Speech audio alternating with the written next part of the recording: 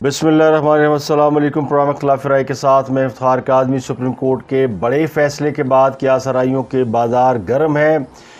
इन क्यासराइयों में क्रीन अज़ क्यास क्या है, यानी वो बातें जो रियलिटी के करीब हैं वो क्या है। क्या शहबाज शरीफ हुकूमत ख़तरे में है? हमजा शहबाज की हुकूमत जा रही है, हमजा शहबाज फ़ारग हो गए हैं। वफाक में क्या सूरत हाल है, पंजाब में क्या सूरत हाल है। तो सब अपनी अपनी इंटरप्रिटेशन कर रहे हैं, यानी सब अपनी अपनी तोजी और तशरीह पेश कर रहे हैं। लेकिन हकीकत ये है कि जो लोग कह रहे थे कि वो सियासत से लाताल्लुक़ है, उन्होंने साबित कर दिया कि वो सियासत से लाताल्लुक़ नहीं है।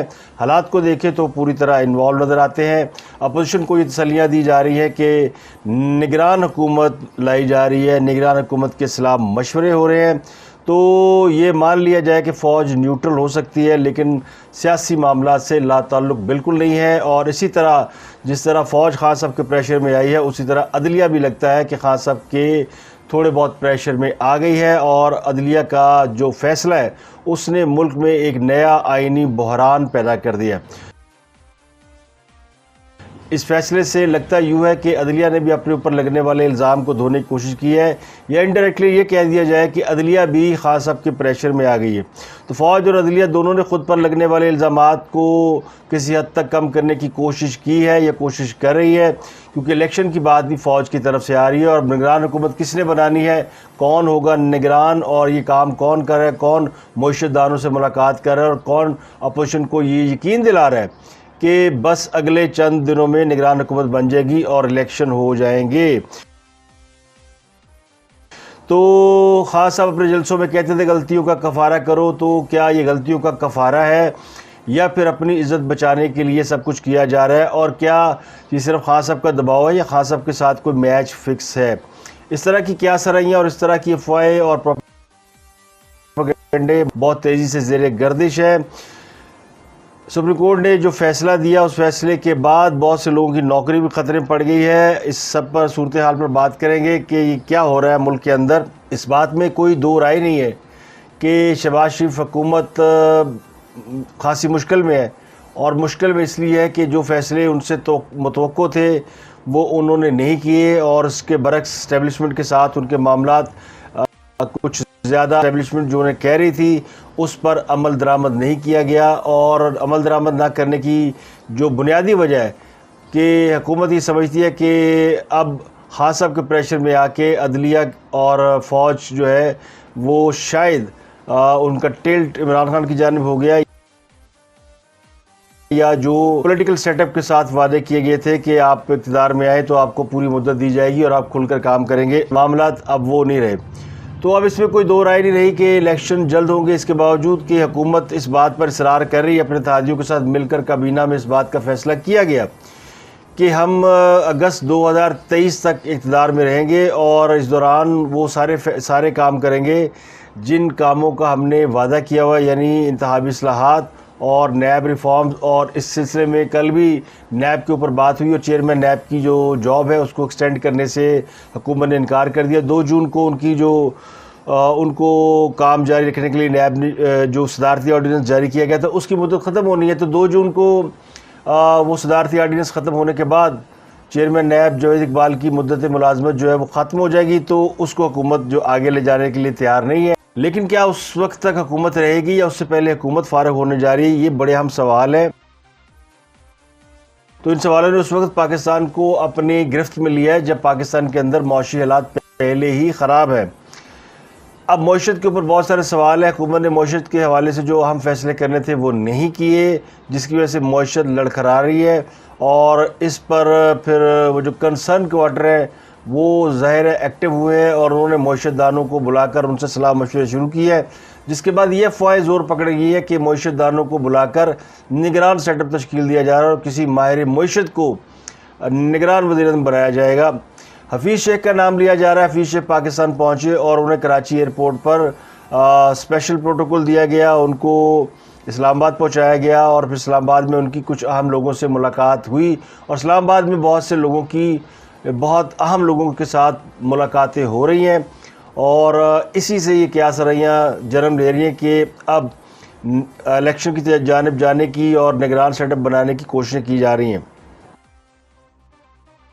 तो क्या इसमें कोई हकीकत भी है या ये सिर्फ हालात को रीड आउट करने के लिए एक्टिविटी शुरू हुई है? क्योंकि मईशत के ऊपर हफीज़ शेख का तजर्बा है, वो IMF को डील कर चुके हैं, तो मुमकिन है कि IMF के साथ मामलात को डील करने से पहले हफीज़ शेख की राय हासिल करने की कोशिश की जा रही हो। क्लास से दोहा में IMF से मुज़ाकरात करने हैं हुकूमत ने, लेकिन इन मुज़ाकरात की कोई हैसियत नहीं रह जाती अगर हुकूमत ने नहीं रहना। हुकूमत सख्त फैसले करने को तैयार नहीं है और ना वो पेट्रोलियम मसनूआत की कीमतें बढ़ाने को तैयार है, ना कोई और इस तरह का फैसला लेने को तैयार है। तो डॉलर का फॉल आउट, रुपये का फॉल आउट जारी है और डॉलर ऑलमोस्ट मार्केट के अंदर अफवाहों की वजह से अराउंड 200 रुपये का हो चुका है और ये बात हुकूमत के हक़ में नहीं जाती। हुकूमत कोई सख्त फैसला करने को तैयार नहीं है। पेट्रोलियम मसनूआत पर सब्सिडी जारी रखने पर उनका इत्तफाक है और वो नहीं समझते कि आवाम पर इसका बोझ डाला जाए, लेकिन इसका बोझ कौमी ख़जाने पर पड़ रहा है और सब्सिडी कहाँ से दी जाएगी, वो पैसे कहाँ से आएंगे, ये सारे हम सवाल हैं जिन्होंने सारी सूरत हाल को कर दिया दबरदूज। और अब ये बात सीधी सादी है कि कुछ उंज भी रोमा औखिया सन, कुछ गल विच गम दा तौक भी सी, कुछ शहर के लोग भी जालिम सन, कुछ सानू मरन दा शौक भी। तो उस्ताद दामन ने ये शेर बिला वजह नहीं कहा था। उनके शेर को देखा जाए तो फिर लगता यूँ कि शहबाज शरीफ ने ये साबित किया कि वो उतने शार्प पॉलिटिशियन नहीं है। वो कुछ लोगों के हाथों में खेल गए हैं। उनके पास खान के अटैक का कोई तोड़ नहीं है।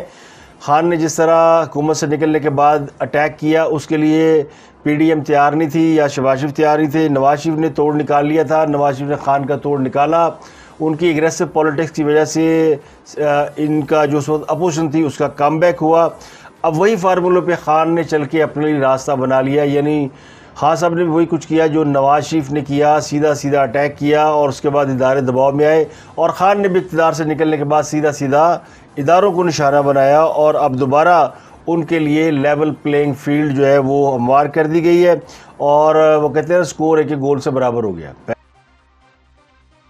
पहले उनको इक़्तिदार से निकाला गया, अब उनको इक़्तिदार में वापसी के लिए इलेक्शन का मौका फराहम किया जा रहा है। इस तरह अदलिया ने रात 12 बजे अदालतें खोली और फिर रात को ही एक फ़ैसला दिया जिसमें मुनहरफ अरकान को जो है वो वोट डालने से रोक दिया गया, उनका वोट शुमार नहीं होगा।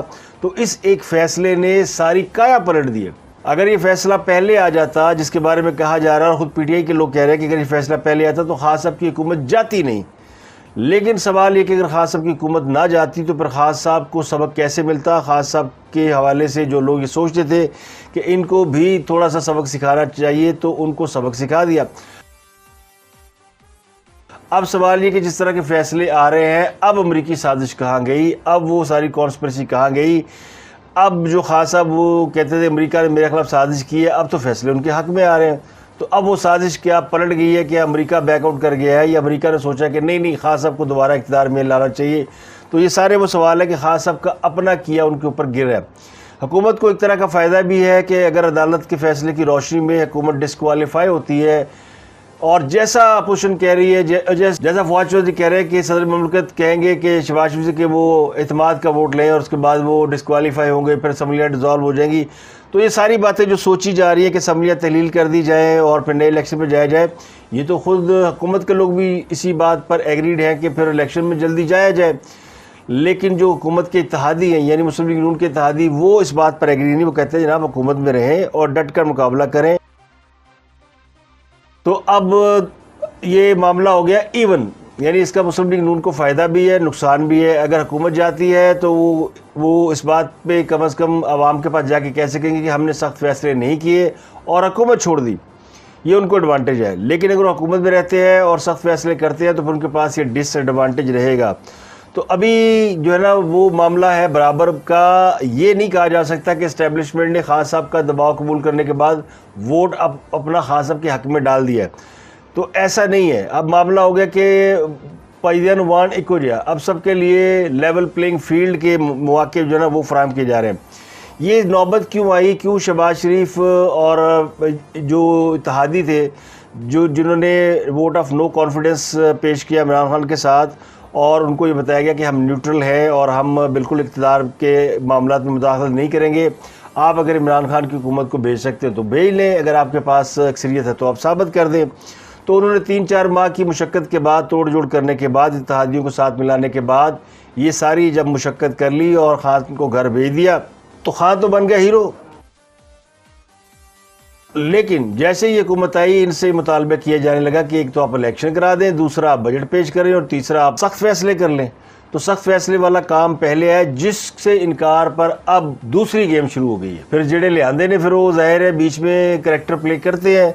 तो अब उन्होंने फिर उसके बाद एक प्रेशर बिल्ड करना शुरू किया, और वो प्रेशर ये कि अगर आप इलेक्शन भी नहीं करा, अगर आप सख्त फैसले भी नहीं करते, अगर आप इलेक्शन भी नहीं कराते, यानी जिस तरह खान डिमांड कर रहा है कि इलेक्शन होने चाहिए और सितंबर अक्टूबर में नई हुकूमत आ जानी चाहिए ताकि नवंबर वाला कट्टी कट्टा निकाला जा सके, तो फिर पता चला निगरान हुकूमत बन रही है। इस्लामाबाद में, पिंडी में सरगर्मियाँ शुरू हो गई हैं, अफवाहें, बहुत सारी गर्दिश हैं। बहुत सारे जो एक्स मिलिट्री मैन हैं उनके हवाले से सोशल मीडिया के ऊपर फेक आईडीज़ बनाकर खान साहब के हक़ में कंपेनें चलाई जा रही हैं। तो सोशल मीडिया के ऊपर खान साहब और उनकी टीम बड़ी एक्टिव है। इसमें कोई शक नहीं कि खान साहब ने ये वाला मरहला बज़ाहिर जीत लिया है, और उन्होंने जो चीज़ें डिमांड की थी वो पूरी होने जा रही हैं। वो जल्द इलेक्शन की डिमांड कर रहे हैं, तो उनकी जल्द इलेक्शन की डिमांड पूरी हो जाएगी। जो उन्होंने कहा था कि लोटे जो हैं वो डी सीट हो जाए या ताहयात नहल हो जाए, तो ताहयात नहली का मामला चला गया पार्लियामेंट के अंदर। यह एक दिलचस्प मामला ये कि अगर पार्लियामेंट ने फैसला करना है कि रुकन असम्बली को ताहयात नहल किया जाए या ना किया जाए, तो फिर इसका फ़ायदा नवाज शरीफ और जहांगीर तरीन को भी हो सकता है। लेकिन ये पार्लियामेंट रहेगी तो फैसला करेगी। ये है सबसे अहम सवाल कि क्या ये पार्लियामेंट काम करेगी। तो फौरी तौर पर तो नहीं हुकूमत जा रही, लेकिन कुछ दिनों में, कुछ हफ्तों में, कुछ महीनों में ये तय हो चुका है कि हुकूमत अपने मामला को समेटेगी और निगरान हुकूमत आएगी। अब निगरान हुकूमत कौन ला रहा है? फेडरल गवर्नमेंट तो नहीं ला रही, ना वो निगरान हुकूमत के लिए मुशावरत कर रही है। ये जो कुछ हो रहा है वो वही है जिनके बारे में हम सबको यकीन दिलाया गया कि वो सियासत से लाताल्लुक़ है। तो अब वो लाताल्लुक़ भी नहीं है, और न्यूट्रलिटी की बात तो मान लेंगे, लेकिन वो लाताल्लुक़ नहीं है, और वो सारा सेटअप उधर से आ रहा है। तो हुकूमत पर एक अल्टीमेट प्रेशर डाल दिया गया कि this is the right time. अगर आपने हमारी बात नहीं मानी तो फिर आपकी हुकूमत को हम घर भेज देंगे, और अगर आप हमारी बात मानते हैं तो ये सारी चीज़ें रिवर्स हो जाएंगी। वो कैसे होंगी कि यानी हर एक को थोड़ा सा टीज़र तो देना पड़ता है ना। वो कहते हैं ना, डंडा पीरे बिगड़े तिगड़े दा, जो थोड़ी सी गर्दन निकालता है उसको चपत मारते और बिठा देते हैं। खास साहब ने थोड़ी अकड़ दिखाई सी, मैं अपनी मर्ज़ी का DDI से लगाऊंगा, अभी नहीं चेंज करूंगा, ये नहीं करूंगा, वो करूंगा। तो उनको फिर उन्होंने गली गली भेज दिया कि जाओ सड़कों पे ख्वार हो, और तुम्हें ज़रा इक़्तिदार से निकाल के बाहर फेंकते, तुम्हें आटे दाल का भाव मालूम हो। तो उनको मालूम हो गया। अब वो रोज़ जलसा करते हैं, अब जैसे हम टॉक शो करते हैं रोज़ बैठ के, तो वो रोज़ एक जलसा करते हैं, उनकी अपनी ड्यूटी लग गई है। तो उनको भी सबक मिल गया। अब ये हुकूमत जो आई है, ये अगर नहीं मानती बात, तो इन्होंने भी ज़ाहिर है फिर इनको भी सबक सिखाया जाएगा कि चलो बेटा आप भी ज़रा निकले बाहर और जाके अपनी कैंपेन चलाएं। तो हुकूमत हाथ से निकल जाएगी। इनको भी नज़र आना शुरू हो गया। अब या तो ये अगले 2-4 दिनों में वो कहते हैं ना, डू एंड डाई कर दें, बात मान जाएं और वो सख्त फैसले करें, और जो करना है फिर यानी बजट पेश करें, और फिर आगे उसके बाद इलेक्शन में चले जाएं। ये भी ऑप्शन है, यानी 2-4-6 महीने इक़्तिदार एंजॉय कर लें। लेकिन ये नहीं मुमकिन कि आप अगले साल 2023 यानी अगस्त 2023 तक, जैसा हुकूमत कह रही है, उस तक जाए। अब ये सिचुएशन हो गई है बैलेंस। लेकिन इस बात की क्या गारंटी है कि खान साहब जल्द से जुलूस छोड़ देंगे और वो सड़कों से हटेंगे और वो अब चलेंगे इलेक्शन कैंपेन के अंदर, तो मुस्लिम लीग नून आराम से बैठ जाएगी, वो भी सड़कों पे निकलेगी, तो फिर मामला जो हो जाएगा बराबर। लेकिन इस बार फिर ये होगा कि ना अदलिया को बुरा भला कहेगा, ना फ़ौज को बुरा भला कहेगा, क्योंकि खान साहब को हक़ में भी 2 बातें हो गई, और हुकूमत तो पहले ही फ़ौज और अदलिया को प्रोटेक्ट करने की कोशिश करी। जब ये जाएंगे तो ये भी कहेंगे कि जनाब हमने फ़ौज और अदलिया के को बिल्कुल इज़्ज़त दी और हमने उनके ख़िलाफ़ कुछ नहीं किया। तो आर्टिकल 63A की तशरीह से मुतल्लक रेफरेंस पर सुप्रीम कोर्ट का जो अक्सरियती फ़ैसला आया, उससे मुनहरफ अरकान जो है PTI के, वो तो ताहयात नहली से बच गए, लेकिन वो अब असम्बलियों के मेंबर नहीं रहे। उसके बाद से एक फस क्रिएट हो गया है और हर कोई अपनी इंटरप्रिटेशन जो है वो कर रहा है। तो उसकी जो रियलिटी है वो ये कि फ़िलहाल तो हुकूमत नहीं जाती, अगर उनको ना भेजा जाए यानी कोई असम्बलियाँ ना तोड़े तो हुकूमत नहीं जाती, और अगर कोई असम्बलियाँ तोड़ दे, अब असम्बलियाँ कौन तोड़ सकता? खुद हुकूमत इस बात का फ़ैसला कर सकती है कि बस इनफ इज़ इनफ, अब हम जा रहे हैं, हम निगरान बनाएंगे और इलेक्शन। लेकिन हुकूमत ने इजलास में ये फ़ैसला किया कि वो तो कहीं नहीं जा रहे, वो तो रहेंगे। तो फिर ये काम जो है फिर वो करेंगे जो कि इस मुल्क का खुद को स्टेक होल्डर कहते हैं। अब एक और अहम फ़ैसला आज आना है, वो इलेक्शन कमीशन ने देना है, वो है पंजाब के 25 मुनहरफ अरकान की रुकनीत से मुतल्लक, यानी PTI के वो लोग जो कि मुनहरफ होके हमजा शहबाज के कैंप में जा चुके हैं, हुकूमत के कैंप में, और उन्होंने उनको वोट भी दिया था जब वज़ीर-ए-आला पंजाब का इलेक्शन हुआ था। तो पंजाब में सूरत हाल कुछ मुख्तलिफ है, और अब ये तो तयशुदा बात है कि इलेक्शन कमीशन का फ़ैसला सुप्रीम कोर्ट के फ़ैसले से अलग नहीं हो सकता। तो ये अरकान डी-सीट होने का चांसेस ज़्यादा है। इस बात का इम्कान तो है कि वो फ़ैसला वही होगा जो फ़ैसला सुप्रीम कोर्ट ने दिया है, उससे डिवीएशन नहीं होगी। तो पंजाब असम्बली की जो पोजीशन है वो कुछ डिफरेंट सी है। अगर पंजाब असम्बली में देखा जाए तो हमजा शहबाज को या किसी और को भी, जो भी वज़ीर आला है, उसको सादा अक्सरियत के लिए 186 वोट दरकार है। अब PTI के 25 मुनहरफ अरकान अगर डी-सीट हो जाते हैं और उनके वोट शुमार नहीं होते तो फिर ये तहरीक इंसाफ के अपने वोट भी कम हो जाएंगे। तहरीक इंसाफ की पंजाब असम्बली में 183 सीटें हैं, वो कम होकर 158 रह जाएंगी, जबकि उनकी इत्तेहादी जमात काफ लीग के पास 10 और नून लीग के 4 मुनहरफ अरकान मिलाकर 172 वोट बनते हैं। तो नून लीग के मुनहरफ अरकान भी उनके साथ नहीं होंगे तो ये भी वोट माइनस होगा।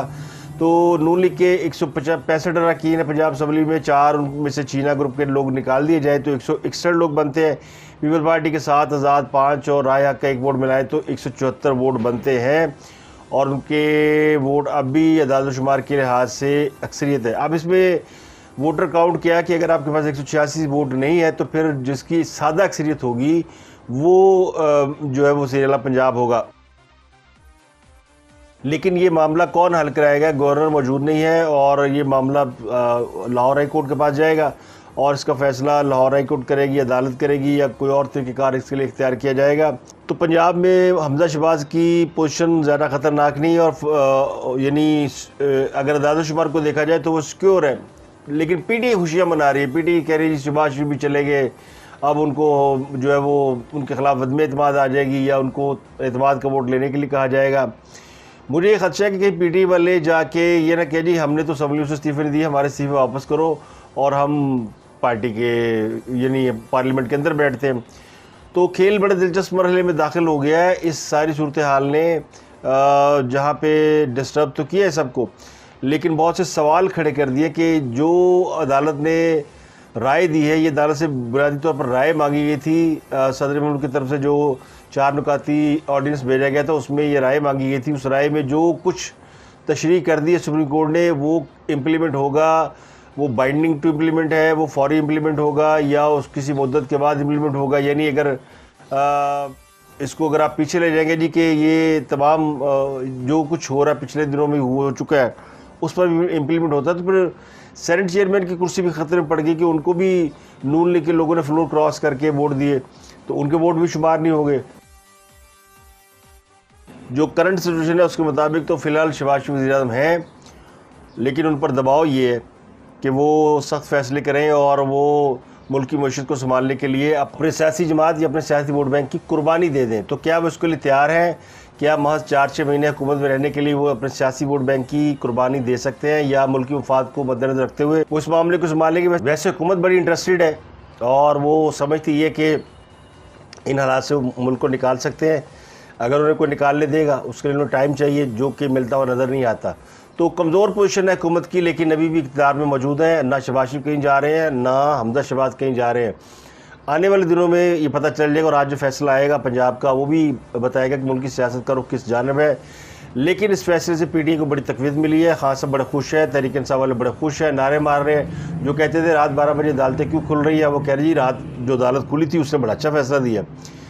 तो अदलिया के फ़ैसले को भी अब उन्होंने जिस तरह वेलकम किया, और फिर ख़ासम ने जलसे में खिताब करते हुए कहा कोहाट में कि जी ये तो मुल्क की अखलाकियात बचा ली है, सुप्रीम कोर्ट ने मुल्क की अखलाकियात को गिरने से बचा लिया है। यानी जो खान साहब को छोड़ के जाए वो है बदअखलाकी, वो लोटा है, वो गद्दार है, वो सब कुछ है। और जो खान साहब के साथ रहे वो उसके अखलाक भी अच्छा है और वो उसका किरदार भी अच्छा है, वो सादिक अमीन भी है।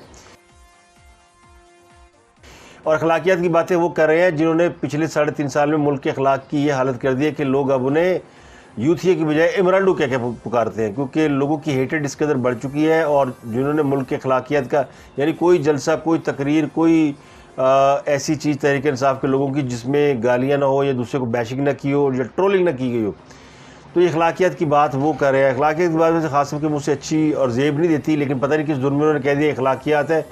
उन्हें तो कहना चाहिए था कि आपने मेरे हुक्म की तामील की तो इस पर मैं आपका शुक्रिया अदा करता हूँ, ये हो सकता है। लेकिन वो अपने जलसों में मगन है और वो अभी उन्होंने कहा जी मैं तारीख दूंगा और शेर शीर दावा किया जी सितंबर से पहले इलेक्शन हो जाएंगे और अगले 2-4 दिनों में निगरान गवर्नमेंट बन जाएगी। तो हुकूमत के लोग मुसलसल इस बात पर इसरार कर रहे हैं और इतने यकीन के साथ कर रहे हैं, इतने तयक्कुन के साथ कर रहे हैं कि जैसे उनको सारे मामलों का पता है। उसी तरह जैसे नैब में लोगों की गिरफ्तारियाँ होती थी तो हुकूमत को पहले से पता होता था, अब उन्हें सारे मामला पता है। वो तारीखें दे रहे थे कि अगली चंद तारीखों में कुछ आम फैसले हो सकते हैं। सवाल ये कि अदलिया ने फैसला इतनी देर तक बचा के क्या इसलिए रखा था कि कोई अगर लेफ़्ट राइट होता तो फिर उसको काबू में लाया जाए, ये सवाल है। क्योंकि अदलिया के फैसले को सुप्रीम कोर्ट बार एसोसिएशन के सदर एहसन बोर ने भी इस बात को नहीं माना, यानी वो इस फैसले के से खुश नहीं है। वो इस बात से तो खुश है कि ताहियात नहली नहीं हुई, लेकिन वो इस बात से खुश नहीं है कि किसी रुकन असम्बली को वोट देने के हक़ से महरूम किया जाए। जब ये समाअत हो रही थी आर्टिकल 63A की, जब इसकी आइनी तशरीह की जा रही थी, उस वक्त चीफ जस्टिस के रिमार्क्स हैं ऑन द कोर्ट, ये रिकॉर्डेड है और ये रिकॉर्डेड है। चीफ जस्टिस ने कहा था किसी रुकन का वोट काउंट ना करना तौहीन अमेज़ होगा, वोट हर सूरत काउंट होगा। और अब ये फैसला आया कि जनाब वोट काउंट नहीं होगा। तो ये है जिसकी वजह से इस फैसले के ऊपर सवाल उठ रहे हैं। आखिरी खबर ये, बिलावल भुट्टो अमेरिका पहुंच गया और एंटोनी ब्लिंकन से जो उनके हम मनसब है वज़ीर ख़ारजा अमेरिका है, उनसे मुलाकात करेंगे। उनकी मुलाकातें वहाँ बहुत से लोगों से होनी है और पाकिस्तान की सियासी सूरत हाल के तनाज़ुर में इन मुलाकातों को बड़ी अहमियत दी जा रही है। और इसके अलावा आज दोहा में पाकिस्तान और IMF के मुज़ाकरात हो रहे हैं और IMF के साथ मुज़ाकरात में पाकिस्तान की जानब से मिफ्ता इस्माइल वज़ीर ख़ज़ाना वो शरीक हो रहे हैं और देखते हैं कि IMF क्या कहता है। लेकिन जो मुल्क में सियासी सूरत हाल है, अगर इसको मद्देनज़र रखा जाए तो फिर उधरों भी ना ही है, उधरों केड़ा हाँ होनी है, क्योंकि इस कदर मुल्क सियासी सूरत हाल अगर दगरू होगी तो फिर कौन आपको कर्ज देगा और कौन आपके साथ सरमाया का इन्वेस्टमेंट के ऊपर बिलीव करेगा। IMF भी वहाँ इन्वेस्टमेंट करता है जहाँ पे सियासी हालात किसी कदर बेहतर हो और उन्हें पता हो कि इस हुकूमत ने 2-4 महीने या 2-4 साल रहना है। तो हालात अच्छे नहीं है और हालात जो है वो पहले से बुरे हैं। और ये भी खबरें आ रही है कि पाकिस्तान के तालिबान यानी तकालम तरीके तालिबान से कुछ मुज़ाकरात हो रहे हैं और ये खुफिया मुज़ाकरात हो रहे हैं। उसके नतीजे में 30 तालिबान कैदियों को रिहा किया गया है। बड़े बड़े नाम हैं जिनमें हज़रत अली जो शुमाली वज़ीरिस्तान से बड़ा नाम उनका आता है लड़ाई के लिए, लाइक शाह शवाबुल्ला, जनूबी वज़ीरिस्तान के ईद मोहम्मद, नूर असलम, गुलजार खान, DIG खां के शेर मोहम्मद, शेर जमा, मोहम्मद अनवर, मोहम्मद हमायूं, बहराम, समीउल्लाह और एजाज अहमद शामिल हैं। इसके अलावा बाजोड़ से शाहजेन, सईदुल्लाह ये रहा। ये सारे वो लोग हैं जो कि कालादम TTP के लोग हैं। सवात के अकबर ज़े, फजल हक, फजल रब्बी, महबूब अली, शांगला के बख्त नबी, खान जरी, अहमद शाह, ज़िला खैबर के मोहम्मदुल्लाह रिहा होने वालों में शामिल है। दीर से भी कुछ लोगों को रिहा किया गया। तो कैदियों की बड़ी तादाद जो कि जिनका ताल्लुक़ तहरीक तालिबान पाकिस्तान से है, जिन्हें हम कालादम तहरीक तालिबान पाकिस्तान से कहते हैं, उनके लोग जो जेलों में बनते हैं वो रिहा किए जा रहे हैं। सरकारी ज़राए इसकी तस्दीक नहीं कर रहे। सरकारी ज़राए तो इस बात की तस्दीक नहीं कर रहे कि साबिक़ DG ISI और कोर कमांडर पेशावर वो काबुल में देखे गए हैं, काबुल पहुँचे हुए हैं, वो किस लिए गए हैं और काबुल में उनकी क्या मौजूदगी का मतलब क्या है, क्या तालिबान के साथ भी उनकी मामला जो है वो तय पा रहे हैं और ये कालादम तालिबान तरीके तालिबान की रिहाई क्या इसमें तालिबान का भी कोई रोल है, कोई करैक्टर है। तो ये सब सवालिया निशान है और ये मुज़ाकरात हुकूमत तो नहीं कर रही, ये मुज़ाकरात फिर रियासत कर रही होगी और रियासत में जो है वो आपको पता है वो क्या है।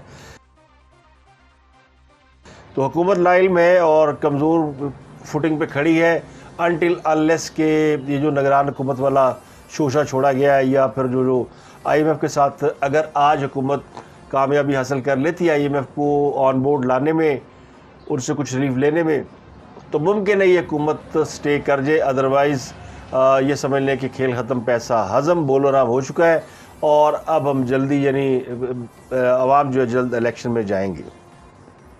आज के लिए इतना ही, आपसे मुलाकात होगी कल। अपना गिरदोनवा के लोगों का बहुत ख्याल रखिएगा। लोड शेडिंग बहुत हो रही है, इस वजह से प्रोग्राम की रिकॉर्डिंग में ताख़ीर हो रही है और 3-4 घंटे मुसलसल बिजली गई है, उसके बाद मैं ये प्रोग्राम रिकॉर्ड कर रहा हूँ। तो पूरे मुल्क में इसलिए लोड शेडिंग बढ़ गई है कि अब ज़ाहिर है हुकूमत की तवज्जो है हुकूमत बचाने पे और सियासी बहरान से निकलने में, और जो चैलेंज उन्हें दे दिए गए हैं उनकी सियासी बका के उसको निपट रही है। तो अवामी मसाइल जो फ़िलहाल उनका अल्लाह ही हाफ़िज़ है। तो फिर जो जिन लोगों ने ये सारा फस क्रिएट किया उनका भी अल्लाह ही हाफ़िज़ है। अपना गिरदोनवा के लोगों का बहुत ख्याल रखें।